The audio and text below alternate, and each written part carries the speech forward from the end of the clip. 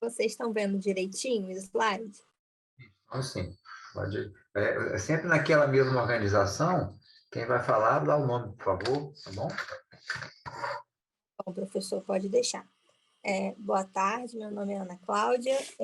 A gente vai começar a falar um pouquinho sobre doença de Chagas. Eu vou fazer uma breve introdução histórica sobre a doença de Chagas. A doença de Chagas também pode ser conhecida como tripanossomíase americana ou como doença do barbeiro. Ela foi descoberta em 1909 e foi descoberta de uma maneira um tanto quanto inusitada.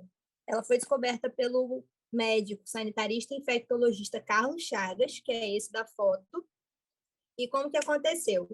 Ele estava fazendo uma expedição pelo Brasil, nos estados brasileiros, uma expedição contra a malária, e quando chegou no estado de Minas Gerais, ele viu, conversando com as pessoas locais, que tinha um inseto que picava as pessoas no rosto à noite e durante o dia ele se escondia na parede das casas que era de pau a pique. E ele era um exímio pesquisador, então ele ficou um tanto quanto curioso com aquilo. Então ele pegou alguns exemplares daquele inseto e mandou para um amigo dele, o Oswaldo Cruz, que também era um exímio pesquisador, e com isso eles identificaram uma nova espécie de tripanossoma, que é o tripanossoma cruzi, que foi um reboliço na comunidade científica, porque não havia nenhum relato sobre isso, e foi assim que foi descoberta a doença de Chagas. E foi até interessante porque foi muito rápido que eles descobriram juntos, né, o patógeno, o vetor e a doença em si. E é importante falar também que a descoberta da doença de Chagas não foi só importante em relação à descoberta em si, mas também porque foi um reboliço no movimento sanitarista, porque aqui no Brasil achavam que a questão sanitária aqui era relacionada à questão racial e a questão climática do país, que era tropical, então toda a questão de doenças era por conta disso. E viram que não, que a questão das doenças no país era por conta da péssima saúde rural e também por conta das questões sanitárias que eram precárias, tanto na questão rural quanto na questão urbana. Então, era necessário que visse isso e melhorasse essa questão. Então, é só para a gente poder saber essa questão do Carlos Chagas e a importância disso, e o pessoal vai dar continuidade.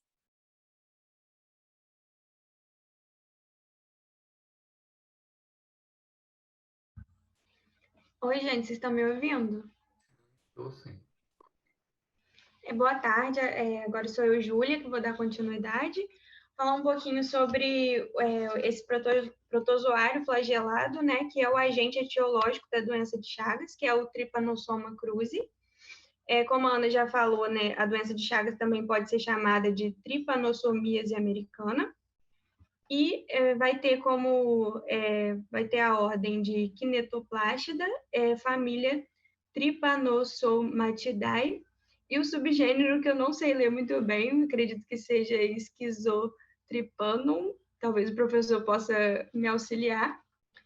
E ela vai ter como vetor, né, que são insetos hematófagos, são insetos que se alimentam principalmente de sangue, e como nesse caso, alguns desses insetos transmitem infecções, né, doenças infecciosas a humanos e animais, como nesse caso do triatomínio, que é o barbeiro, conhecido como barbeiro, que vai ter como a ordem Hemiptera, família Reduvidae e subfamília Triatominae, que é bem parecido com o seu nome. E agora a Mel vai falar um pouquinho sobre as formas de desenvolvimento desse protozoário.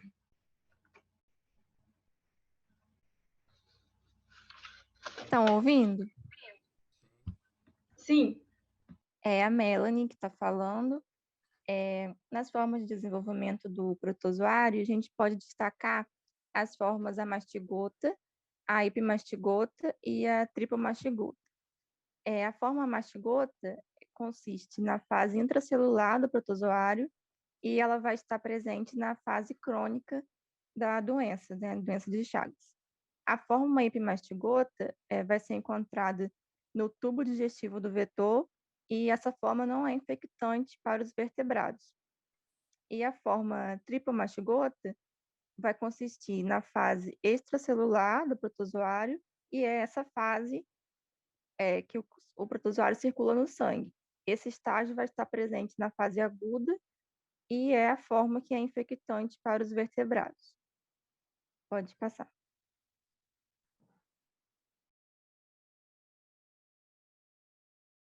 Boa tarde, vocês conseguem me ouvir? Sim, estou vendo. Ok, meu nome é Maria Clara e agora eu vou falar um pouco sobre a epidemiologia da doença de Chagas. Essa doença, ela é predominantemente de regiões tropicais, costuma ser muito negligenciada pela população e pela área médica também hoje em dia, e por incrível que pareça, tem uma expressiva morbimortalidade, que a gente pode não ver muitos casos hoje em dia, né? A gente vê o quê? 146 casos no Brasil, mas pode ter uma alta taxa de mortalidade quando a pessoa tem em forma, né, aguda. E ela se apresenta de duas fases clínicas distintas, como a aguda, que pode ser aparente ou não, e a crônica. Ela é uma doença endêmica que se encontra em 21 países do continente americano e a gente faz uma estimativa mais ou menos de 90% dos infectados não sabem que possuem essa doença, ou seja, ou por falta de oportunidade de diagnóstico, ou o professor pode me corrigir, por um diagnóstico difícil de ser realizado, né? A gente às vezes pode haver uma dúvida do tipo de diagnóstico laboratorial que for pedir. E a gente pegou alguns dados também que dizem que em 2020 foram confirmados 146 casos de doenças de Chagas agudas no Brasil. A maior proporção de indivíduos doentes foram adultos jovens do sexo masculino, como a gente pode ver aí nessa tabelinha que a gente pegou do boletim de epidemiologia. Pode passar. Oi, boa tarde, eu sou a Ive, eu vou dar continuidade aqui na parte de epidemiologia. Então, a gente tem que atentar, né, para o grupo de risco que vai estar, para as pessoas que vão estar mais suscetíveis a adquirir a doença. Então, a gente tem os habitantes de pau a pique, das casas de pau a pique, né, que são aquelas casas de barro com enchimento, em que o triatomínio consegue morar ali dentro das partes que ficam meio abertas durante esse enchimento.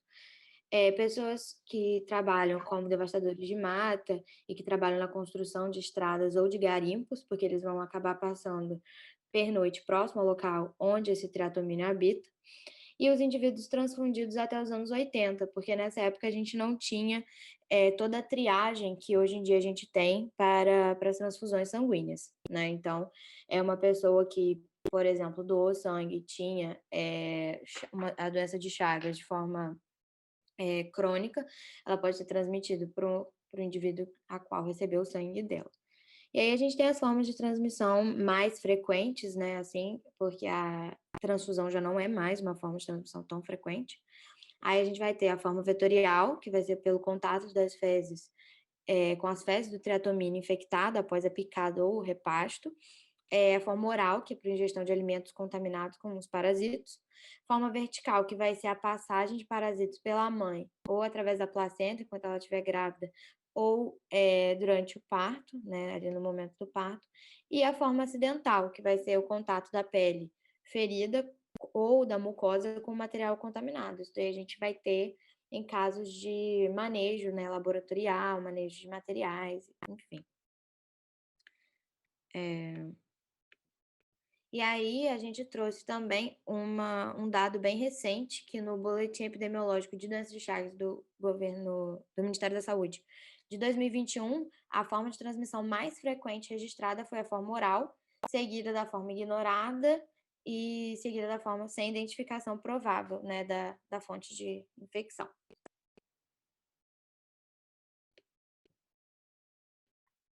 Boa tarde, pessoal. Boa tarde, professor. Bom, agora a gente vai conversar um pouquinho sobre a etiopatogenia, né, dessa doença. Mas antes da gente falar sobre a etiopatogenia em si, é bem legal a gente poder entender primeiro um pouco sobre o ciclo de vida, né?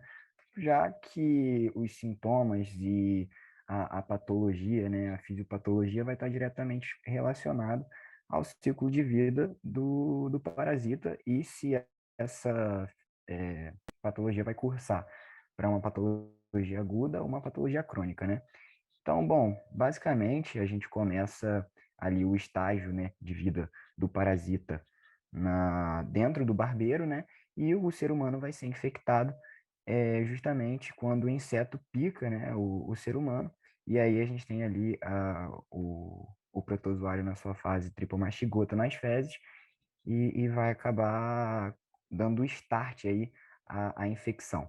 Depois disso, a gente parte ali para os tripomastigotas já dentro do ser humano, onde eles vão partir para a sua fase amastigotas, e essa fase amastigota, ela é intracelular, e eles vão se multiplicando dentro das células até que eles passam para a sua fase tripomastigota novamente, rompem as células e caem na corrente sanguínea. E é aqui, onde está esse Bzinho aí na imagem, no estágio de diagnóstico, né? É o estágio diagnóstico justamente porque é a fase que a gente consegue observar aí a maior quantidade de parasitas na corrente sanguínea, que também é uma fase extremamente importante para a fase de fisiopatologia da doença, justamente porque é a partir daí que o parasita ele vai começar a se distribuir, né, pelo restante do corpo, e também é a fase na qual o barbeiro, né, pode se encontrar novamente com esse parasita e a partir disso começar um novo ciclo de vida, né?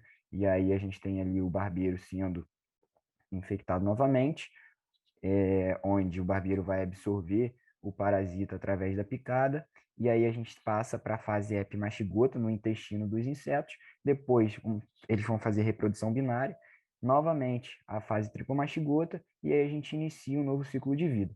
Mas o importantíssimo a gente destacar, principalmente essa fase 3, que é a multiplicação dentro das células, né? E essa fase 4, que é justamente quando eles vão romper a célula na fase tripomastigota e vão cair na corrente sanguínea. Pode passar. Bom, Rafael, só um minutinho. Não é nada mais, não, tá tudo bem. É só porque. Volta o slide anterior, é só porque às vezes o conceito como está escrito ali, ó, etiopatogenia, né? Etiopatogenia, se você quebrar essa palavra da etiologia, né? Então é o que você falou aí, né? Do agente etiológico, e o ciclo dele biológico. Esse é o ciclo biológico, quer dizer, no barbeiro e no ser humano. Cadê a patogenia? A patogenia não está aí. Entendeu? Eu só quero chamar a atenção que isso é comum, essa confusão. Mas às vezes eu peço, às vezes numa prova, etiopatogenia de tal doença. Não é isso? Aí se escrever isso aqui está errado. Entendeu? Isso aqui não é etiopatogenia. Isso aqui é apenas um ciclo biológico. Só para esclarecimento de todo mundo. Então, não, patogenia, gênese da patologia. Então, é você ver no tecido o que está acontecendo. Eu sei que vocês ainda vão falar. Eu estou só chamando a atenção, que às vezes a pessoa se confunde. Eu sei que vocês vão falar agora. Eu sei disso. Só que isso aqui, às vezes, confunde. É de patogenia, a pessoa bota um negócio desse aqui, mas isso não é de patogenia. É só isso, só para esclarecer. Tá? Pode continuar, tranquilo. Tá muito bom. beleza, professor. É só mesmo para os colegas poderem ver, né, aquela fase ali que é extremamente importante agora, para a gente poder entender, porque nós temos duas fases principais. A gente tem uma fase aguda, né, e uma fase crônica. Como o próprio nome já diz, a fase aguda é algo que está acontecendo ali no momento, né, aquele processo inflamatório, quando a gente tem um contato com um parasita, que na maioria das vezes não acontece, tá? Na maioria das pessoas, essa doença ela cursa de forma normal, assim, não causa sintomas, né? É assintomático. Mas não custa falar. E aí, a partir da fase aguda, né, a gente tendo o desenvolvimento da fase aguda, algumas pessoas podem combater o parasita e ficar de boa, mas a gente pode acabar cursando também para uma fase crônica. Mas vamos por partes aqui falar um pouco da fase aguda, né? Na fase aguda é justamente quando o parasita ele passa para a sua forma tripomastigota circulante, e aí o parasita ele vai começar a se propagar para outros órgãos pela corrente linfática e pela corrente sanguínea, né, ou pela corrente sanguínea, gerando ali os sinais e sintomas da fase aguda da doença. Então, vamos lá. Primeiro, o que pode acontecer? Eles podem invadir as células do sistema mononuclear fagocitário, como aí os macrófagos ganglionários. Aí a gente vai ter linfadenopatias, né? Ou então, esses parasitas podem também atacar as células de Kupffer, que são os macrófagos do fígado, né? Gerando hepatomegalia. E isso é porque essas células elas vão sofrer hiperplasia justamente para tentar combater esse parasita. E aí, na fase aguda também, o parasita ele pode infectar principalmente células do miocárdio, causando aí destruição das células, e essa destruição com certeza vai gerar um processo inflamatório, né, com infiltrado de neutrófilos, linfócitos, citocinas ali sendo geradas, né, e também de macrófagos. Também temos aí o linfócito TCD4, TH1, que destrói as células infectadas, mas aqui o grande problema é que as nossas células elas não reconhecem apenas células infectadas. Então, quando essas células chegam para combater os parasitas, elas acabam também atacando as células sadias, piorando aí o quadro da doença. E também pode ocorrer a invasão do tripomastigota no sistema nervoso central. Além disso, né, só para destacar que na fase aguda ocorre ali o aumento do IgM, né, no máximo aí até a sexta semana, e posteriormente a gente vai começar já a observar o IgG nesse paciente. Pode passar. Aí aqui só aquele gráficozinho clássico, né, que mostra na fase aguda uma alta taxa de parasitas, né, e com uma baixa de anticorpos, e aí depois, na fase crônica, isso já inverte, né? A gente tem uma baixa taxa aí de parasitas e com mais anticorpos, né? Aqui do lado direito, a gente tem um sinal clássico, que provavelmente os colegas vão falar posteriormente, eu só coloquei porque também faz um pouco parte, né, dessa parte de patogenia e é um sinal muito agudo da doença, porque é justamente um sinal de porta de entrada, que é quando esse parasita acaba entrando ali pela região ocular, e aí gera, né, esse sinal de Romanin, que é um edema bipalpebral, né, a pálpebra superior e inferior, unilateral. Então, é um sinal bem agudo aí da doença, se o paciente acabar chegando no pronto-socorro com esse sinal em uma área endêmica, a gente já pode desconfiar. Pode passar. Boa tarde, meu nome é Liz. Bom, na fase crônica, né, já é um momento em que a parasitemia está baixa e também a menor atividade do sistema imune. O que acontece? O paciente pode passar da forma indeterminada, que é a maioria dos casos, onde ele não adoece, não apresenta manifestações clínicas, mas tem um parasita de forma latente, de forma amastigota nas suas células. Nesse momento, pode acontecer a reativação, né, da doença e ela passar para outras formas da fase crônica. Isso acontece por reação cruzada, onde o sistema imune ele começa a agredir a fibra miocárdica e as terminações nervosas parasimpáticas, que causam denervação, principalmente nas vísceras ocas. Essa denervação, né, causada pelo comprometimento das fibras parasimpáticas, ela faz com que a motilidade do tubo digestivo ela perca a coordenação e o bolo alimentar fica acumulado, obstrui a passagem do esôfago e do cólon, promovendo a dilatação, né? Então, causa o megaesôfago e o megacólon na forma digestiva da fase crônica. Pode passar. Outra forma é a forma cardíaca, né? Que é a mais comum quando a gente fala de doença de Chagas, que ocorre deposição de colágeno nas fibras cardíacas, que ocorre também a partir disso a fibrose, e a fibra cardíaca perde a capacidade contrátil, gerando dilatação do coração e anormalidades na condução nervosa também. Essa miocardite crônica, né, que depois vai gerar miocardiopatia dilatada, se associa a dois processos patogenéticos, que é diretamente a inflamação, né, que causada pelo parasitismo das fibras miocárdicas, que causa esse dano miocárdico, e a reação imune adversa direcionada, que continuamente é alimentada pelo parasitismo cardíaco, que também gera essa agressão miocárdica. Essa forma cardíaca geralmente também é acompanhada por arritmias graves, complicações tromboembólicas, insuficiência cardíaca e até morte súbita. Lembrando que a forma crônica ela pode ou não acontecer, ela independe da forma aguda também. Pode acontecer depois de anos, desde o primeiro contato com o tripanossoma. É isso, pode passar. Boa tarde, meu nome é Letícia e eu vou falar sobre o diagnóstico. Então, as principais formas de diagnóstico da doença de Chagas são por microscopia óptica de esfregaço de sangue ou de tecido, sorologia, que deve ser confirmada por um segundo teste para diminuir as chances de um falso positivo, né? Aí é o caso de ensaio imunoenzimático, imunofluorescência indireta e hemaglutinação indireta. Aí tem também os testes baseados na reação em cadeia de polimerase. Nós temos os exames adicionais para os pacientes com doença de Chagas crônica. Esses exames também podem ser usados para o diagnóstico, mas na prática são usados apenas em alguns casos específicos. Aí, quando tem a ausência de sintoma, mas infecção por trypanosoma cruzi confirmada, a gente vai fazer o eletrocardiograma de triagem com traçado do ritmo e radiografia de tórax.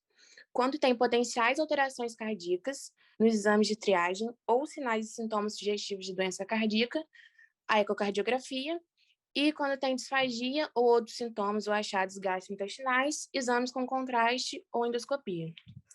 E é isso, pode passar. Boa tarde, eu sou a Selena, vou falar agora um pouco do tratamento.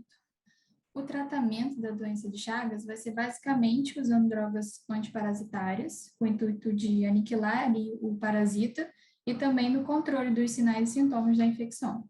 Então, a gente tem como objetivo a supressão da parasitemia, com o intuito de reduzir a velocidade do acometimento do sistema nervoso parasimpático. Atualmente, o tratamento ele é feito com o uso de 2 medicamentos. Um derivado de nitrofurano, chamado Nifurtimox, e um derivado de nitroimidazol, chamado de benzonidazol. Eles são fármacos usados tanto na fase aguda quanto crônica, só que são mais eficazes na aguda. E o motivo para ter só esses 2 fármacos como opção do tratamento é por causa da dificuldade no desenvolvimento de outros, devido ao grande conjunto de espécies com vários genótipos e fenótipos. E mesmo sendo as únicas opções, a gente vê que esses fármacos apresentam diversos problemas, como a alta incidência de efeitos adversos, a alta dosagem, os longos períodos de tratamento e a resistência de algumas espécies a eles. Também a gente tem a baixa atividade antiparasitária na fase crônica. Pode passar. Boa tarde, meu nome é Lívia e vou dar sequência falando sobre o tratamento. Então, o Nifurtimox e o benzonidazol, eles apresentam efeitos adversos. Isso está relacionado, muitas vezes, ao abandono do tratamento. O Nifurtimox geralmente causa problemas digestivos e o benzonidazol pode apresentar dermatites, mialgias e polineuropatias. O Nifurtimox ele foi descontinuado em 97, né, devido à falta de demanda, mas no ano de 2000 foi retomado, né, para a utilização no tratamento de doença do sono na África. Ele é obtido, né, pelo governo, o Nifurtimox, e apenas por forma de doação, não está disponível para compra direta. E o benzonidazol ele é distribuído pelo SUS, sendo amplamente utilizado no tratamento da doença de Chagas. Ao lado, nós temos uma tabela que vai caracterizar o esquema posológico. Né? O Nifurtimox ele age contra as formas sanguíneas e parcialmente contra as formas teciduais. Ele é utilizado de forma oral, com dose de 8 a 12 mg quilo, né, dividido em 2 a 3 ou 4 doses. O benzonidazol ele vai possuir efeitos contra as formas sanguíneas, a via oral também é utilizada, e são 2 doses diárias por até 90 dias. Pode passar.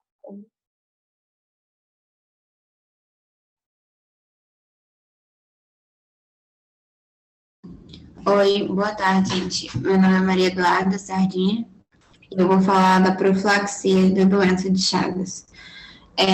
Primeiramente, tem que ter o combate ao inseto barbeiro, porque é através dele que a gente vai ter a infecção. Então, tem que ter esse combate. Uso de mosquiteiro ou as telas de proteção para evitar também o contato com a picada desse inseto barbeiro.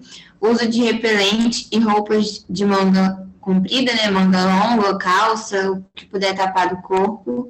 Evitar a pernoite em locais abertos, até como o Ives tinha falado anteriormente. Saneamento básico ambiental e uso de inseticidas.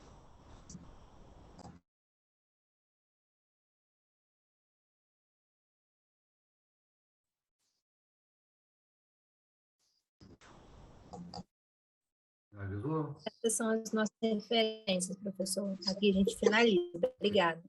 Tudo bem. Eu vou fazer alguns comentários, parabéns, o grupo está fazendo todo direitinho, né? Algumas coisas pequenas que eu preciso reforçar, porque vocês provavelmente tiveram alguma informação da parasito básica, mas algumas coisas fogem um pouco, né, do que é real em termos médicos, né? Por isso que a gente está aqui na parasito médica. Então, precisa atentar para algumas coisas. Eu vou até começar de trás para frente. Hoje, a profilaxia para Chagas, essas últimas que foi colocada aí, elas não são tão importantes mais, né? Porque o acidente, esse tipo de profilaxia aí, é em cima de um processo casual, aliás, raro. É muito raro hoje. Seria uma coisa assim muito ocasional, muito rara você ter uma pessoa picada no barbeiro. Todo o programa que foi feito no Brasil hoje para diminuir a densidade do inseto deu certo. E realmente, por isso, que a maior parte das doenças de Chagas do Brasil hoje são adquiridas de que forma? Forma oral. Não é? Se é a forma oral, a profilaxia tem que visar esta parte da infecção.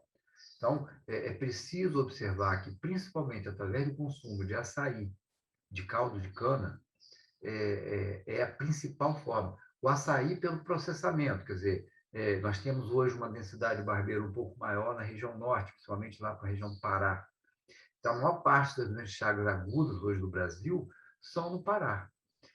Claro que existe no Brasil inteiro, por quê? Porque o açaí todo mundo toma, né? Todo mundo gosta aí de um açaí. Então, é preciso tomar muito cuidado se esse açaí foi processado adequadamente, industrializado adequadamente. E às vezes não. Às vezes tem um tipo de comércio do açaí que não é regularizado. Então, tomar cuidado, vocês que gostam de açaí aí, né? Da onde vem o açaí. Porque na hora que processa aquilo, você pode ter restos ali de barbeiro ou restos de fezes de barbeiro. O caldo de cana, nesses locais, principalmente em locais onde ainda tem o barbeiro, mais na região norte, mas ocasionalmente você vê ali no interior de Minas e tudo, em moendas de caldo de cana. Então, o pessoal vai tomar caldo de cana, só que deve ficar gostoso, mas é caldo de cana misturado ali com barbeiro e fezes de barbeiro, porque eles ficam ali, né, acabam se reproduzindo ali na moenda. Então, só para chamar a atenção que a profilaxia aí, ela tá importante. Claro que isso aqui é importante, né? Mas isso hoje não é tão importante assim como era no passado, né? Atualmente, vocês viram naquele gráfico que vocês apresentaram no início ali. A quantidade de Chagas oral hoje é muito maior, né? Assim como a doença Chagas aguda, ela se apresenta, como vocês falaram, a maior parte das vezes é sintomática. Depende muito da quantidade de barbeiro que está sendo moído ali, né? Que está sendo triturado, e da quantidade de inóculo que a pessoa toma, né? Isso tem a ver, de ser um pouco mais ou um pouco menos intenso. Mas é muito comum não sentir nada. Então, esse tipo de... É só para chamar atenção em relação a isso. Em relação à doença propriamente dita, realmente, a fase aguda dela, daqui a pouquinho o pessoal do nematomito vai mostrar isso, né? No caso clínico, mas eu apenas quero aproveitar o gancho aí da patogenia, de que a forma aguda, ela realmente o tripanossoma, e existem algumas variações em relação à virulência do tripanossoma, alguns são mais virulentos, outros não, alguns são mais miotrópicos, quer dizer, eles têm um tropismo maior por célula muscular, outros neurotrópicos, então, isso é interessante. Então, parasitas que vão mais para a parte do sistema nervoso autônomo, outros que vão mais para a fibra muscular, no caso cardíaca. isso tem relação, né, de ser mais intenso, menos intenso, onde é que está acontecendo o problema maior. E quando eles entram na fase aguda, é muito comum aquilo parecer um quadro viral, né? Daqui a pouquinho vocês vão ver um caso clínico, não sei se vai ser crônico ou agudo, mas a forma aguda geralmente passa muito por um quadro como se fosse uma síndrome de mononucleose infecciosa. Já ouviu falar nisso, né? É uma infecção por vírus, por Epstein-Barr, por citomegalovírus. É que a criança, ou jovem, ou qualquer pessoa, né, que se alimentou ali daquele açaí, ou do caldo de cana, por exemplo, a pessoa começa a ter um quadro de febre, adenomegalia, exantema, hepatosplenomegalia, e aí onde é que você vai imaginar que aquilo é Chagas agudas? Né? Você não imagina isso. Geralmente, na segunda semana em diante, a pessoa pode apresentar as manifestações mais graves. E essas manifestações mais graves, aí eu vou chamar a atenção. Se eu estou dizendo que doença de Chagas por picado de barbeiro é raro, e no Brasil hoje é raro, o sinal de Roman não vê mais. Né? Então, não é a forma de você ver. Então, fica esperando você ver o sinal de Roman, o edema palpebral, para você imaginar que é Chagas. Né? Você não vai chegar a essa conclusão. O caso chega como se fosse um estado infeccioso agudo. Já que não tem inseto na jogada, né, na picada, então a pessoa começa a apresentar um quadro geral que, olha, se for numa área endêmica, fica mais fácil, a pessoa fica alerta, né? Pô, será que não é Chagas agudas? Mas se isso acontecer aqui em Campos, ou então na região sudeste como um todo, na região sul, de um açaí que veio lá do norte, aí a pessoa não sabe o que é, cara. A pessoa engole mosca, entendeu? A pessoa não percebe a parte clínica. Fica como se fosse uma mononucleose mesmo. Só que a partir da segunda semana, eu passo a ter a chance de uma piora clínica.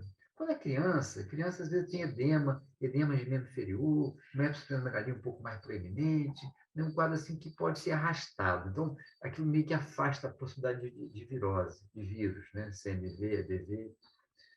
Mas o adulto ele costuma evoluir com esse quadro clínico, mas quando ele piora da parte cardíaca. Porque na fase aguda, a alteração cardíaca mais clássica e mais característica é a miopericardite. Sim.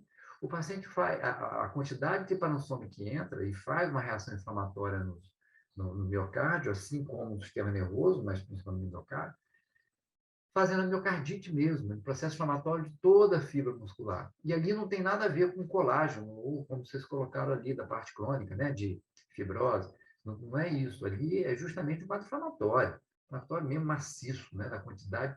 Então, como você falou aí, o processo imune agredindo o trypanosoma, causando ali uma grande tempestade de citocina local, né, de autoautocoides, células TCD8, até eu coloco que o CD8 aqui é mais importante que o CD1, ainda na fase inicial, como citotóxico, né?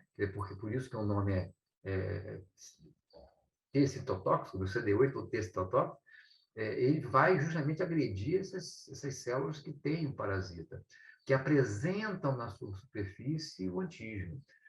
E isso acontece de uma forma muito explosiva, muito rápida, e aí você vai ter uma insuficiência cardíaca.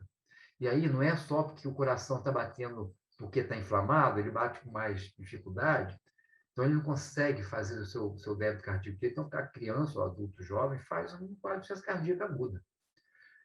Mas mais de 60%, 70% desses casos tem líquido no pericárdio. Vocês lembram que o pericárdio é um folheto que fica em volta do coração, né? E esse folheto ele tem um espaço virtual, quer dizer, e assim tanto a parte ligada propriamente ao coração e a parte ligada no epicárdio. Então quando o coração bate, ele faz assim, ó, né? Esse espaçozinho que fica ali entre uma face visceral e parietal do pericárdio tem um líquido. Só que esse líquido é virtual, você não consegue ver normalmente. Mas quando aumenta o líquido, ele vira um derrame pericárdio. Se eu tenho um derrame pericárdio nessa coisa, olha só, aí o coração já está com dificuldade, ele vai bater com mais dificuldade ainda. Ele fica com um negócio chamado síndrome da restrição, né? Tanto diastólica quanto sistólica. Ele não consegue nem encher muito, ele não consegue também esvaziar muito. Então, aí piora a situação, né? Então, o paciente pode evoluir com um quadro grave até morrer. Então, a causa mais comum de morte nessa fase, daqui a pouquinho eu sei que o grupo vai mostrar aí a parte clínica, mas a causa principal de morte é a insuficiência cardíaca mesmo, e tem a ver com essa patogenia que eu estou dizendo. Existe uma outra manifestação que é neurológica, que pode fazer, é raro, bem raro, mas pode levar à morte também, que é uma meningoencefalite aguda, pela quantidade de parasitas chegando no sistema nervoso central. Isso tem muito a ver com aquilo que eu falei. Um tropismo maior, sabe? De alguns parasitas para o sistema nervoso. Aí, entrando na patogenia da fase crônica, tudo bem, então não foi explosivo. Aconteceu de uma forma mais lenta, aconteceu que o parasita entrou, aí ficou ali inflamando, sabe? Aí houve um equilíbrio naquela curva ali, um equilíbrio do sistema imune com a presença do parasita, e aí a pessoa começa a entrar numa fase, sai da fase aguda, entra naquela fase indeterminada. E essa forma indeterminada, pode durar 10, 15, 20, 30 anos, ou a vida inteira. A pessoa pode morrer com a forma indeterminada. Não dela, mas com ela. Né? Então, a pessoa vai ficar sem uma manifestação clínica. Mas ela pode progressivamente, com a presença do parasita ali, que ele não morreu, ele foi controlado, quer dizer, a quantidade de tripomastigota diminuiu, aquela que está circulando. O que está predominando agora é a forma amastigota, a forma intracelular. Aquela forma que circulava, que ia para tudo quanto é canto, que pegava a célula vizinha, isso diminuiu. Agora, eles são espertos. O parasita, para manter sua integridade, ele vai ficar controladinho lá dentro da célula. Ele é doido de sair, tem anticorpo, tem opção de coisa. Mas ele vai se multiplicando, acaba rompendo a célula e vai fazendo aquela inflamação. Então, vira o quê? Vira uma inflamação crônica. E essa inflamação crônica, que é a inflamação lenta, que demora 10, 15, 20, olha só. Então, tem 15, 20 anos de uma fibra muscular que vai inflamando, inflama, necrosa, não é isso? Já que inflamou, aí todo aquele tecido em volta necrosa, e depois que necrosa, aí sim, necrosou, substituiu por uma fibra colágeno. Aí, meus caros e caras, o que acontece? Você explicou muito bem isso. Quando eu tenho uma fibra contrátil, aquelas fibras de Purkinje, as fibras miocárdicas, fazendo a contração, né, normal dela, a quantidade de miócitos que contrai diminuiu, virou colágeno, que não contrai. Então, o que o coração tem que fazer para conseguir mandar o mesmo quantidade de sangue? Ele precisa cada vez mais dilatar. Né? Vocês lembram na fisiologia cardíaca, a lei de Frank-Starling? Né? Você deve ter dado lá na fisiologia cardíaca. O coração ele precisa cada vez se alargar mais para poder dar a quantidade maior de sangue. Isso faz com que haja a formação progressiva da miocardiopatia dilatada, fazendo os maiores corações que existem, que é o coração de boi, né, que a gente fala, né, coração bovino, que é o coração da miocardiopatia chagásica crônica. Então, esse paciente começa a evoluir com insuficiência cardíaca. Inicialmente direita, mas é quase junto, sabe? Mas começa com a manifestação do lado direito. Então, mas depois vai logo para a esquerda. Insuficiência cardíaca direita, você lembra da semiologia? Direita, claro, tem a ver com retorno venoso, não é isso? Então, o que eu vou ter? Hepatomegalia dolorosa, porque está congestionando. O coração não está conseguindo bater. Então, eu começo a ter hepatomegalia dolorosa, eu começo a ter edema do membro inferior, né, turgência jugular. Mas é quase ao mesmo tempo, muito próximo, eu tenho o lado esquerdo também. Quando eu tenho insuficiência cardíaca esquerda, é a circulação pulmonar que sofre o raio, concordam comigo? Aumenta a pressão capilar pulmonar. Porque aí o lado esquerdo não está conseguindo bombear tudo. Então começa a acumular. Então aumenta a pressão capilar, começa a sair. Você imagina, a pressão capilar do pulmão está grande, começa a querer sair líquido de dentro do capilar para dentro do alvéolo. Aí o paciente começa a ter uma tendência a fazer edema intersticial inicialmente, depois edema pulmonar. Então, o paciente faz uma escada de esquerda. Então, ele faz o quê? Dispneia paroxística noturna, dispneia aos esforços, ortopneia, ele não pode deitar, tem que ficar sentado o tempo todo. Então, isso mostra a escada de esquerda. Então, é misturado, claro, mas isso é uma coisa progressiva. Vai progressivamente acontecendo. Mas você sabe que até chegar esse ponto aí, de miocardiopatia dilatada, né, coração grande e tal, o paciente faz também alterações da condução eu estou pegando o gancho, gente, da patogenia, tá? Grupo nematiomímico, não se preocupe, vocês vão falar direitinho, não é um caso clínico, não é a parte clínica, mas eu estou só juntando a patogenia com a clínica, que é o nosso mote aqui na parasitologia médica, né? A gente não tá, a ideia não é repetir exatamente, vamos relembrar, mas entender da parte clínica. Você já evoluiu muito nessa parte clínica com a semiologia, né? Então, vamos pegar e juntar uma coisa com outra. Antes do paciente fazer a miocardiopatia dilatada, enquanto você tem aquele processo inflamatório acontecendo cronicamente, devagarzinho, e é curioso, porque não é só pela inflamação crônica que o mastigota começa a multiplicar, rompeu uma célula, expôs antígeno, né, fez a reação, mas também existem epítopos, antígenos semelhantes no nosso miócito humano com o antígeno do tripanossoma. E aí começa a ter reação cruzada imunológica. Então, você passa a ter não só a reação inflamatória local, mas doença autoimune também envolvida, porque começa a ter anticorpo contra o próprio miócito. E aí, olha só que complicado que é, porque aí eu tenho um processo inflamatório do próprio parasita, eu tenho uma reação imune, também local, isso gera citocina, que faz doença vascular, porque a citocina ali não fica só ali inflamando, não. Ele inflama o capilar que está nutrindo a célula cardíaca, que veio lá da coronária. Então, aquele capilarzinho que está ali sofre, faz, sabe o quê? Reação inflamatória, como se fosse uma vasculite, uma obstrução vascular. Olha que confusão. Eu tenho inflamação, eu tenho processo autoimune e eu tenho ainda por cima hipóxia. Olha como é que sofre essa célula, né? Por isso que necrosa, e necrose vira fibrose, tá? E essa necrose, e é curioso, não sei se vocês já ouviram falar, viram, por exemplo, um paciente com artrite reumatoide.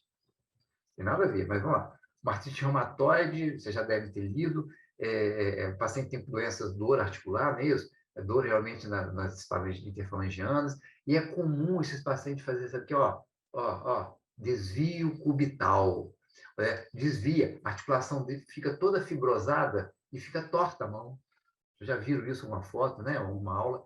Então, esse desvio cubital, esse desvio ou então, como é que é, em pescoço de cisne, a mão fica toda alterada, o dedo. Outras articulações também. Por causa de quê? Toda vez que eu tenho uma inflamação com doença autoimune, a fibrose é mais exacerbada do que o normal.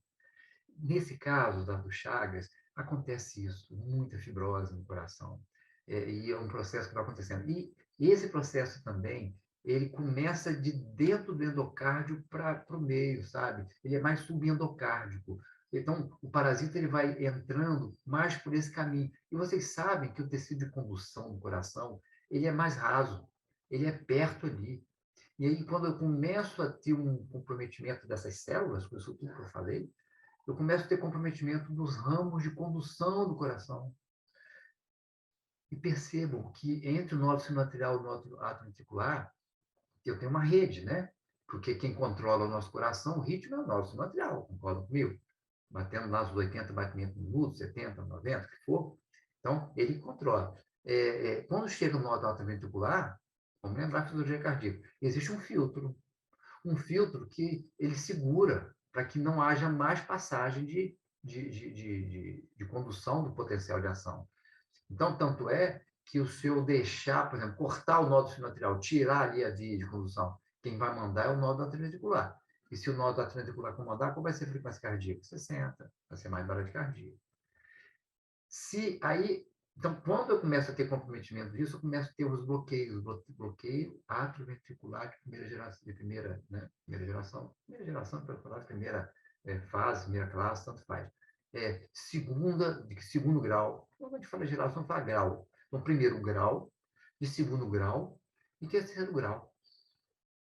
BAV, eu ouvi falar nisso, bloqueio atrioventricular de primeira. Isso dá para ver no eletrocardiograma facilmente. Então, o paciente pode ter BAVs variados. Mas, você sabe de uma coisa? Quando ele chega no nódulo atrioventricular, existe um feixe que vai até a ponta do coração, que é o bloqueio, que é o ramo direito. O ramo que vai levar o potencial de ação todo, que vem lá do nosso material, para o coração direito, para o ventrículo direito, e átrio também, mas ventrículo também, ele vai pelo ramo direito até a ponta do coração. Um feixe só. É um feixe grosso que vai até a pontinha do coração. Isso tem uma importância enorme, porque o ramo esquerdo, ele sai logo em seguida, ele sai logo, então, enquanto o ramo direito vai até a pontinha do coração, ele sai logo e se subdivide para o átrio, para o ventrículo e tal. Mas o ramo direito não, ele vai direto para a ponta. Por que isso? Porque primeiro, esse nosso sinotrial, ele ativa o átrio ventricular e vai até a ponta do coração. Na ponta, por que tem que bater primeiro? A ponta ou a base do coração? Não é a ponta. Imagine, tem que bater de baixo para cima. Senão o sangue não esvazia o ventrículo. Concorda comigo? Então tem que fazer de baixo para cima, jogar para a aorta e para a pulmonar. Não é isso? É o ramo direito que faz isso. Entendeu? Aí depois que vem o ramo esquerdo, né, para poder fazer ajudar o restante ali. Então o ramo direito ele inerva não só, manda potencial não só para o lado direito, mas também para o lado esquerdo. Toda a ponta do coração ali é o ramo direito que segura, que leva. Bateu. E aí, o que o Chagas faz?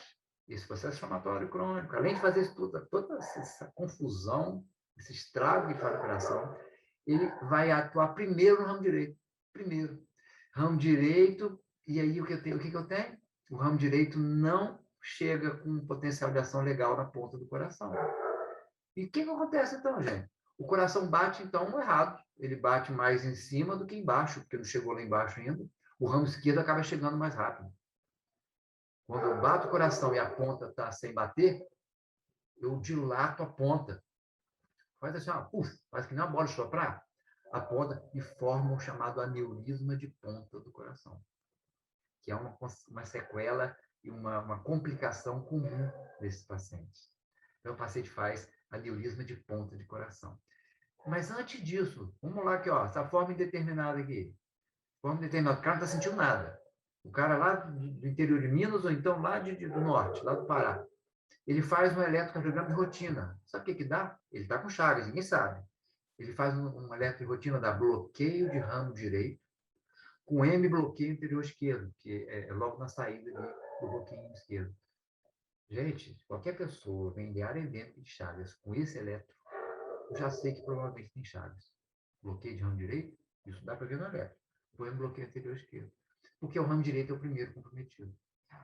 Não é só isso, porque se eu tenho fibrose e eu tenho inflamação, lembra que o potencial de ação pega toda a rede? A rede Purkinje, toda de células, tem também uma automação de 40 batimentos por minuto. Então, se eu lesar o nódulo atrioventricular, nó sinoatrial, o nódulo atrioventricular, quem vai comandar agora é a fibra de Purkinje. Aí o cara vai bater 40 batimentos por minuto, é inviável. O paciente acaba desmaiando, morte súbita. Nesses pacientes tem que usar marca-passo.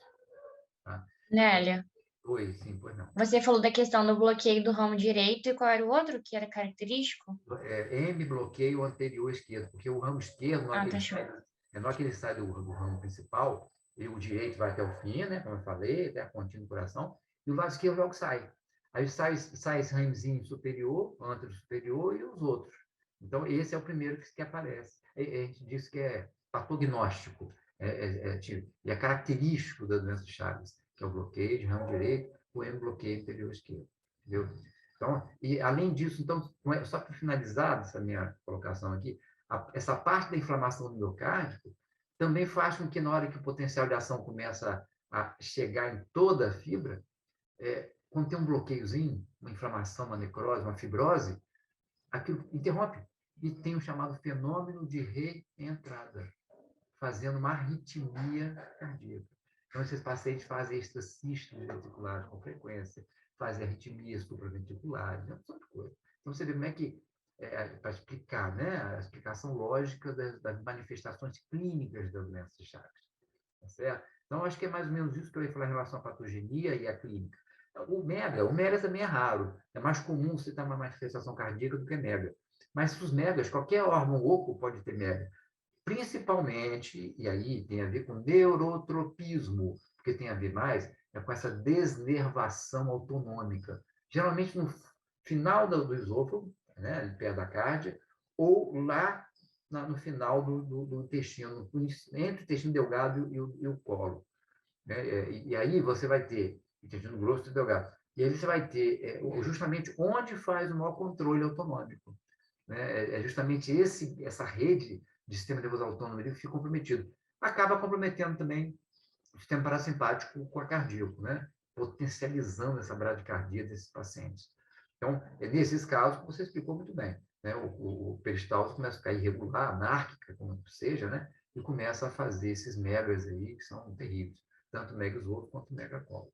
Né? Dando manifestações ruins. Mega-esôfago, então, dá muita pneumonia, porque o cara tem um esôfago enorme, ele não tem mais o controle entre o estômago e o esôfago, né?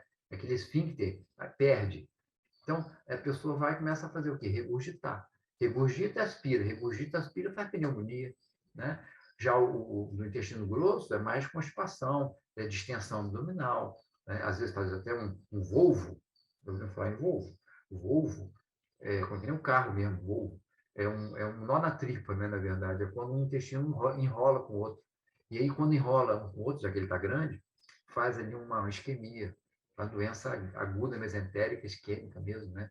E aí, com necrose e tal, quadro grave, o paciente pode morrer por causa disso.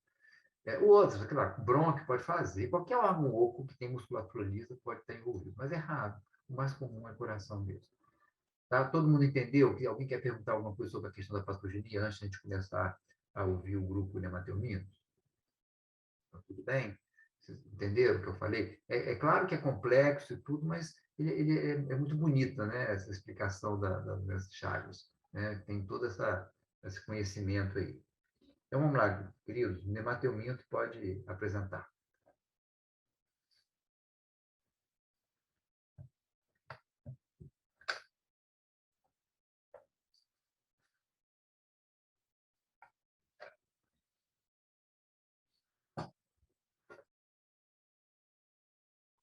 Boa tarde. Boa tarde, professor e turma. Meu grupo é o Nemateumintos. E tá dando para ver direitinho o slide? Ah, sim, tá direitinho. Show. Tá bem. O meu grupo ficou responsável por trazer o caso clínico e também as minhas colegas, depois que eu ressaltar, né, o caso clínico, elas irão trazer outros tópicos como os principais sinais semióticos, exame físico e alguns outros exames complementares. Então, bom, começando. Eu vou ler o caso clínico e após eu ler, eu vou ressaltar, né, destacar alguns pontos. Paciente masculino, 34 anos, casado, natural de Russas, área rural, mora desde os 15 anos em Limoeiro, também área rural. Só um minutinho para eu tirar aqui. Porque estava aparecendo a fotinha de vocês. Então, mora desde os 15 anos em Limoeiro, também área rural. Motorista, escolaridade até a 8ª série. Queixa principal, coração acelerado. HDA, paciente previamente rígido, acordou às 3 da manhã com episódio de palpitação, acompanhado de dispneia, vômitos e febre. Não sabe mensurar. Sem dor precordial ou síncope, a palpitação durou mais de 3 horas e às 6 horas da manhã esse paciente procurou atendimento médico onde foi diagnosticado com coração acelerado, sendo então encaminhado de urgência para o Hospital de Messejana, hospital de referência em doenças em cardiologia situado na cidade de Fortaleza. Então, ele chegou em Messejana estável com os seguintes achados: frequência respiratória de 20 IRPM, frequência cardíaca de 110 batimentos por minuto e pressão arterial de 110 por 90 milímetros de mercúrio. O ritmo cardíaco dele é regular em 2 tempos sem sopros e o murmúrio vesicular era audível e sem ruídos adventícios. Ele tinha um bom estado geral. Logo após, né, esse paciente chegar ao hospital, ele apresentou um novo episódio de palpitação, quando foi realizado um ECG que evidenciou taquicardia ventricular monofômica sustentada. Ele, então, foi submetido à cardioversão elétrica com melhora e estabilização do quadro, sendo submetido ao uso de amiodarona, carvedilol, captopril e espirulactona. Ele também foi submetido a ecocardiograma e foi encontrado os seguintes achados: acinesia, hipocinesia, em parede ventricular esquerda, fração de ejeção do ventrículo esquerdo 29%, insuficiência mitral e tricúspide leve. O ECG de repouso, quando assintomático, evidenciou extrasístole ventricular não pareada e bloqueio completo de ramo direito. Agora, a HPV, sem comorbidades, nega diabetes mellitus, hipertensão, tabagismo, nega transfusões, álcool ou uso de qualquer outro medicamento. Há 6 meses apresentou episódio semelhante de síncope, com alta resolução, e ele teve um único internamento médico anterior, que foi para cirurgia por trauma em membro superior esquerdo.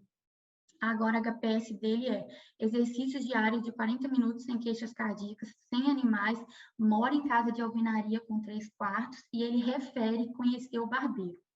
Agora, a história familiar dele: pai saudável, mãe com hipertensão, nega câncer, avô falecido por doença de Chagas. Aí, o exame físico dele feito novamente foi frequência cardíaca de 60 batimentos por minuto, pressão arterial de 126/88 e estado geral bom, hipocorado, uma cruz em 4, ritmo cardíaco regular em 2 tempos sem sopros e murmúrio vesicular audível, sem visceromegalias, ruído hidroaéreo preservado e abdômen inocente. Então, agora, né, depois de ler o caso clínico, eu vou destacar alguns pontos que nos levam a pensar em Chagas. O primeiro deles, assim, é porque esse paciente ele vem, né, de uma área rural e vem da região Nordeste. Além disso, também, ele mora em casa de alvenaria, que é super importante, né? Quando na anamnese a gente ouve o paciente relatar isso, a gente já liga um sinalzinho para Chagas, e também ele refere conhecer o barbeiro. Além também, né, da história familiar com um avô que faleceu de Chagas, o que a gente deve se apegar também, né? São dados importantes. E, além desses dados epidemiológicos, né, que eu ressaltei, para a gente confirmar esse diagnóstico, a gente deve fazer alguns exames, como o eletro e o eco, que a gente viu aí, né, no caso clínico que foi feito. Então, aí no caso clínico, quando fala que no ecocardiograma foram encontrados os seguintes achados, como a acinesia e a hipocinesia em parede ventricular esquerda, a fração de ejeção do ventrículo esquerdo 29% e a insuficiência mitral e tricúspide leve, são alguns achados clínicos, né, que são suspeitas que corroboram, né, para esse diagnóstico de doença de Chagas. Além também, né, ali no eletro, mostrar um bloqueio completo de ramo direito, que é muito típico de Chagas, como você havia falado, né, professor? É muito típico mesmo de Chagas. Então, né, após a gente analisar tanto os dados epidemiológicos que são imprescindíveis, né, para a gente se apegar, e também, depois da gente analisar os achados clínicos que levam para esse diagnóstico, a gente chega à conclusão de doença de Chagas. Mas, por fim, também foi realizado, né, o teste sorológico, até coloquei como observação aí no finalzinho, e esse teste foi positivo para Chagas, né? Então, é mais um componente que confirma o diagnóstico de Chagas. E agora, a gente vai dar continuidade ao nosso trabalho e vamos começar a falar de sinais e sintomas. Obrigada.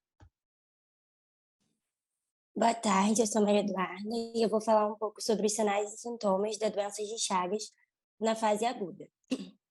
Então, nessa fase, o diagnóstico ele é realizado em apenas 10% dos casos, pois os achados clínicos eles não são muito específicos e a evolução da doença ela é benigna na maior parte das vezes.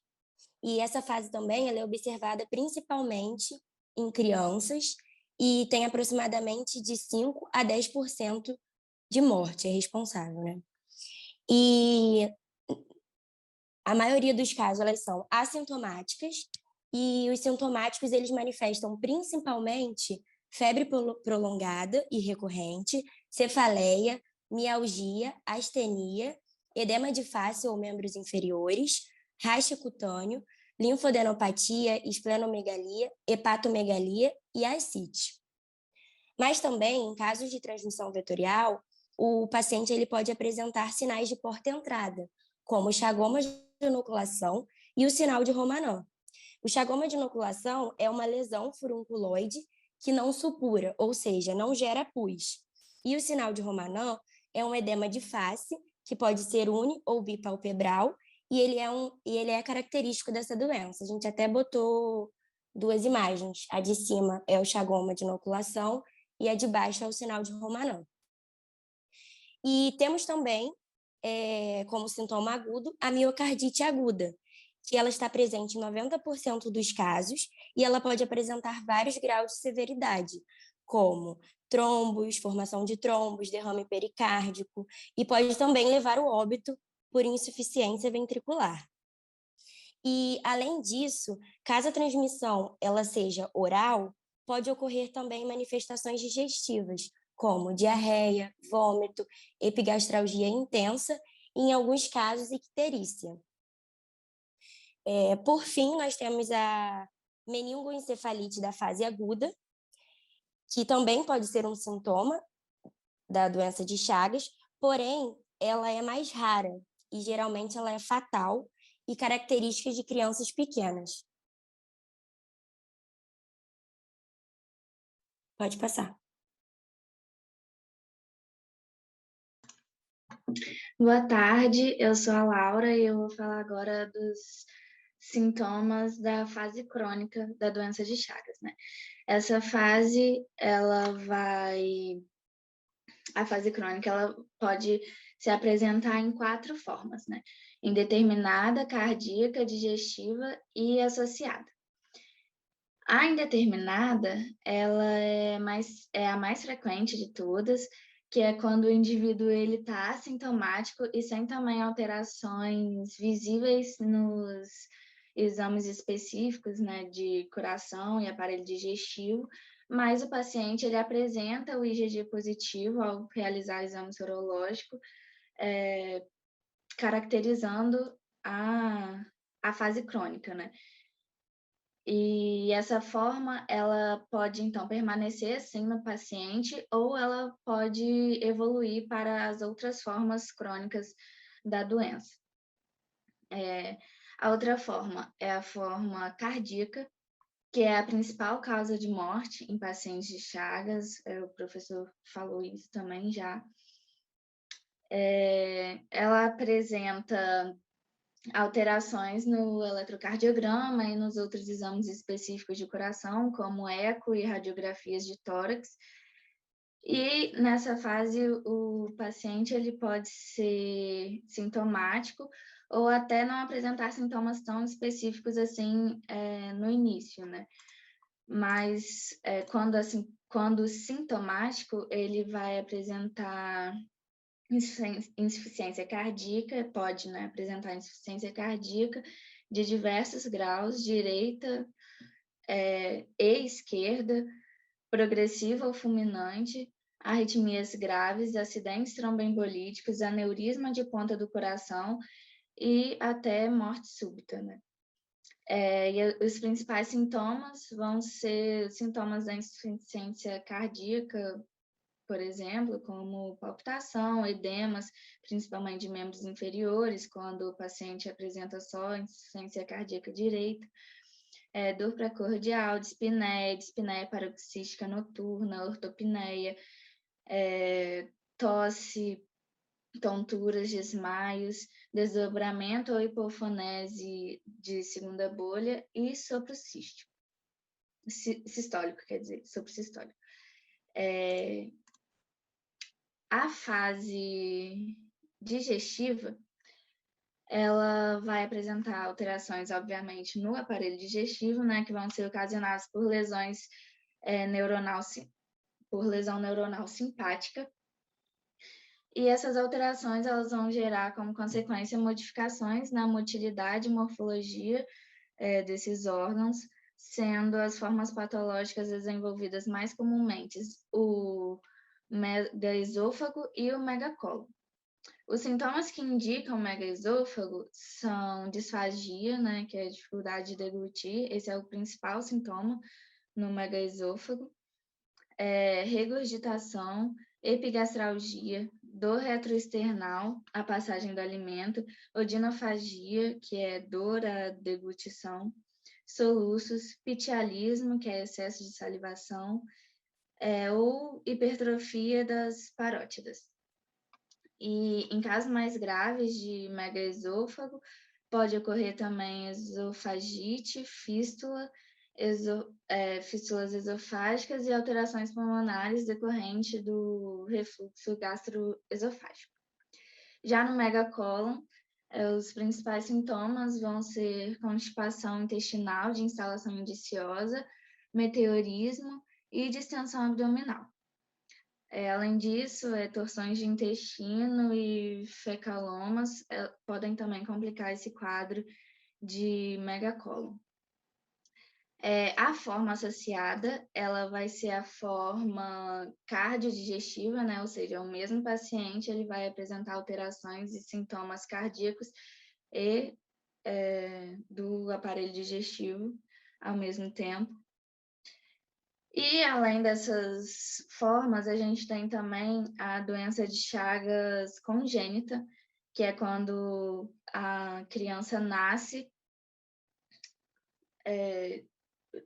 de mãe infectada pelo Trypanosoma cruzi. E aí, nesses casos, a maioria é sintomático, mas nos sintomáticos pode ocorrer prematuridade, baixo peso, hepatosplenomegalia, na verdade, e febre. E também tem relatos de icterícia, equimoses e convulsões devido à hipoglicemia. E temos os casos também de reativação da doença de Chagas, né, que ocorre em pacientes imunodeprimidos. Nesses casos de reativação, eles são caracterizados por um quadro de meningoencefalite, o professor também comentou, Duda também falou que é um caso raro, mas é um caso muito perigoso e costuma ser fatal. Então, esses pacientes imunodeprimidos, eles têm que tomar um cuidado maior com o barbeiro, né? E é isso. Boa tarde, eu sou a Maria Gabriela e agora eu vou falar com relação ao exame físico. Bem, além da avaliação da pressão arterial, temperatura, frequência cardíaca e frequência respiratória, a gente tem que dar ênfase também aos sinais que pode ser observado no exame físico. Eu vou citar algumas manobras também para esclarecer. Um sinal muito prevalente na doença de Chagas é o edema, de forma que o sinal de cacifo deve ser observado, principalmente com a acurácia em todo o corpo, dando atenção aos membros inferiores e também à face, como foi citado o sinal de Roman, foi citado pela Duda, foi citado no grupo anterior, e o professor também comentou que a gente não deve se prender a isso, por causa que não é tão atual a picada do barbeiro na atual conjuntura da situação. Com relação ao exame físico cardíaco, nós podemos avaliar o ictus, que vai apresentar uma deslocação, um deslocamento, desculpa, vai apresentar difuso, propulsivo, demorado, dando a impressão que tem uma grande força. No caso, ele permanece mais tempo em contato com a mão que palpa.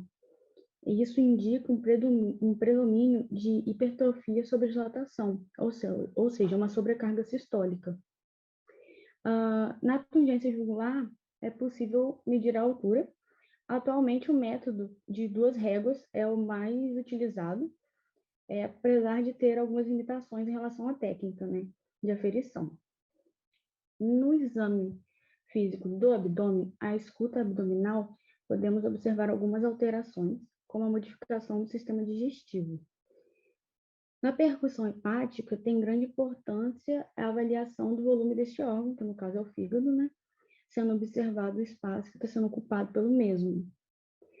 Já na percussão esplênica, nós podemos lembrar que o baço não é percutível, apresenta característica tímpânica. Contudo, em casos de esplenomegalia, comum na fase aguda da doença de Chagas, apresenta um som maciço durante a percussão. Nós podemos usar duas técnicas nessa situação, que é a manobra bimanual e a manobra de Mathieu. Também, acho que são essas duas. Na palpação do fígado, podemos observar os parâmetros que nessa situação são normais. Nas situações normais, não ultrapassam 2 centímetros do rebordo costal direito. Quando isso vem acontecer, podemos identificar uma hepatomegalia. E nessa situação, nós podemos usar a técnica de Schultz ou a técnica de Lemos-Torres. Então, é isso. E vou dar a voz agora para minha colega.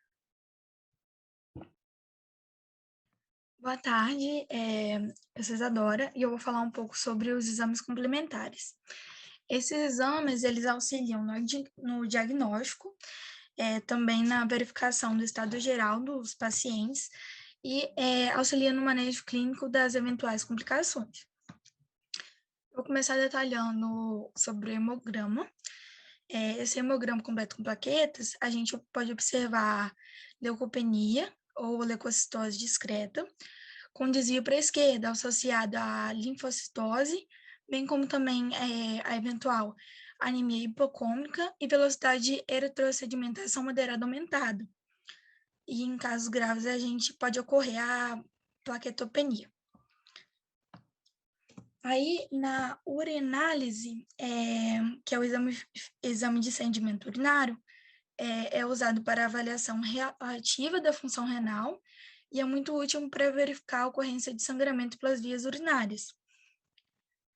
Nas provas de função hepática, elas são importantes marcadores para a verificação do acometimento hepático, especialmente nas casos de doença de chaga aguda por transmissão oral, e as aminotransferases são frequentemente estão elevadas.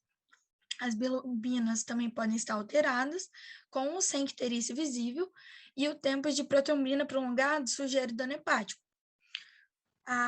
O eletrocardiograma frequentemente se mantém normal por muitos anos e durante o período da forma indeterminada.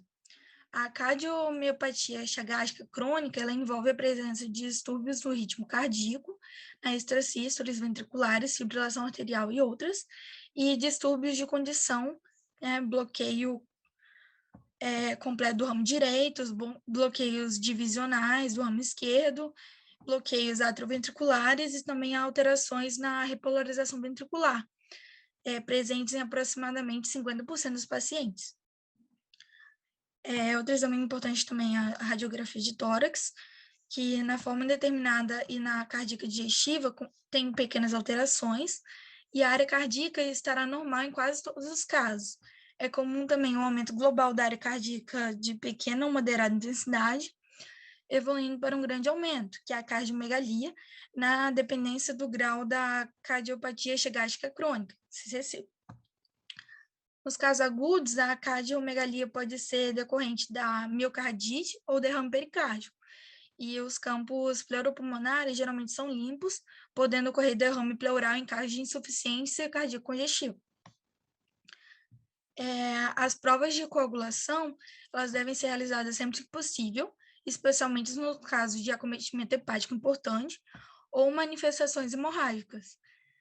A endoscopia alta é indicada em caso de dor epigástrica intensa refratária ao tratamento específico ou na vigência dos seguintes sinais de alerta, como hematêmese, que é o vômito de sangue, melena, que é sangue nas fezes, vômitos persistentes, disfagia ou anemia.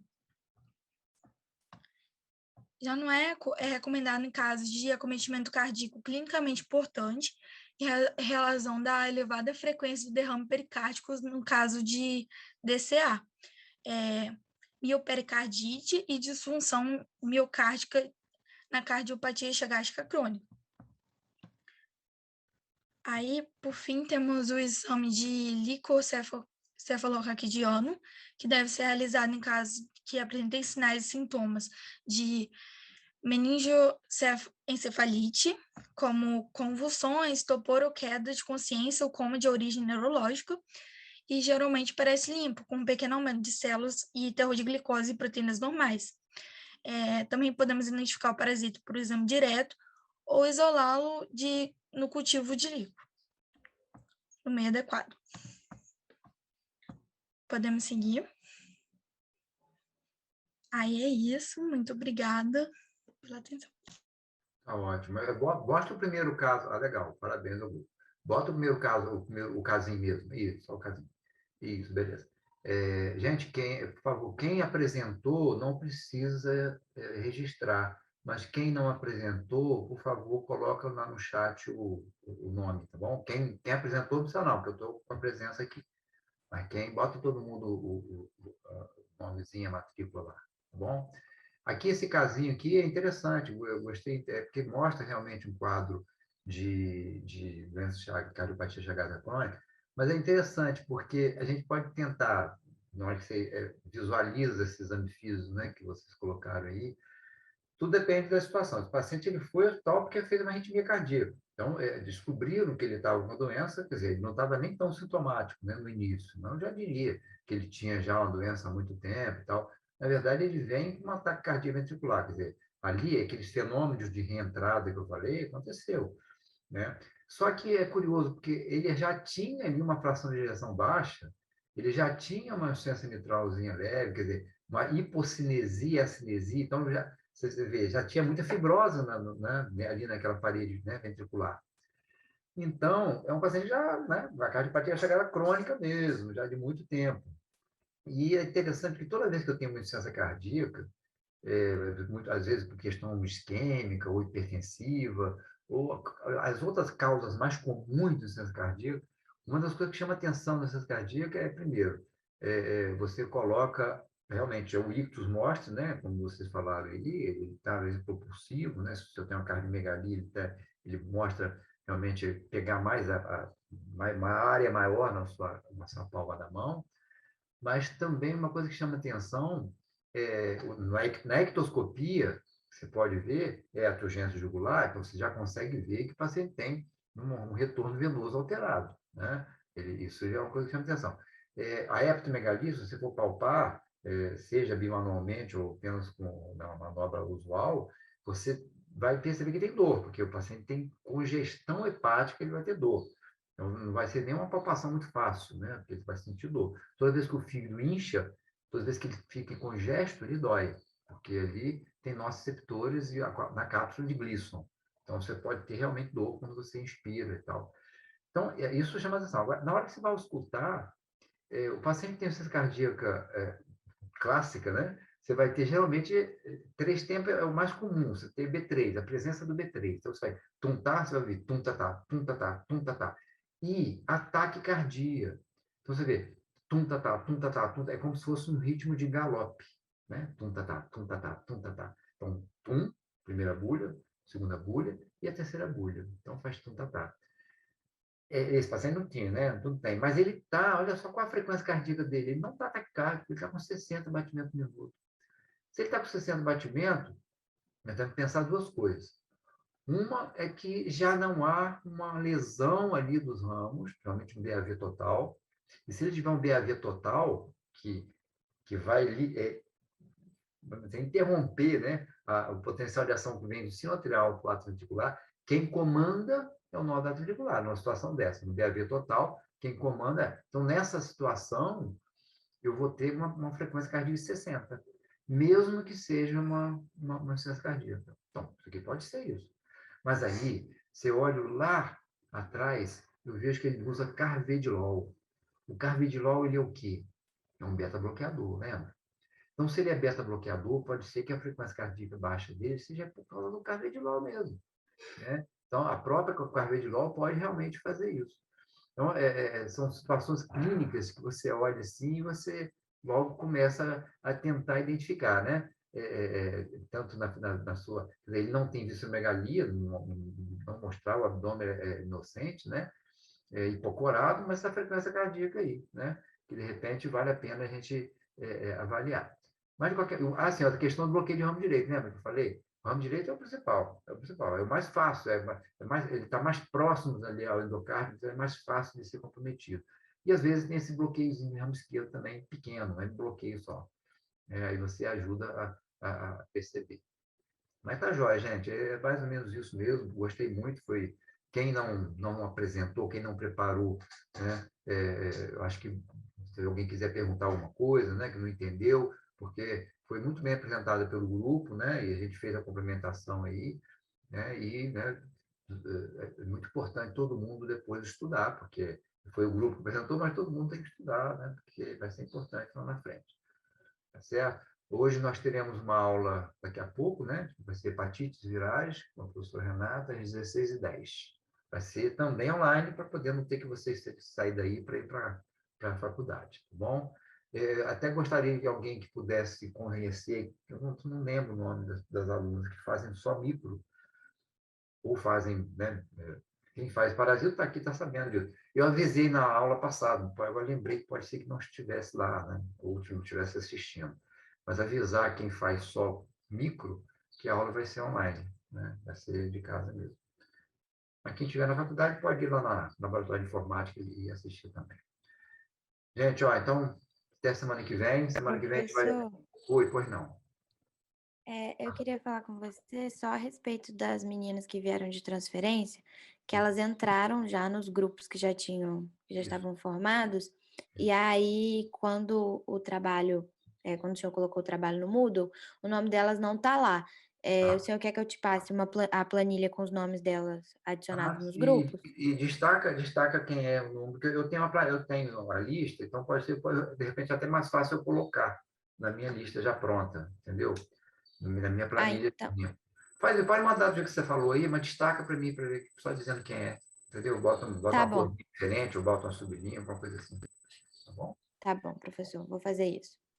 Semana que vem nós temos estossomose, comigo também às 14 horas, depois neuroinfecções comigo de novo, uma aula também tudo online.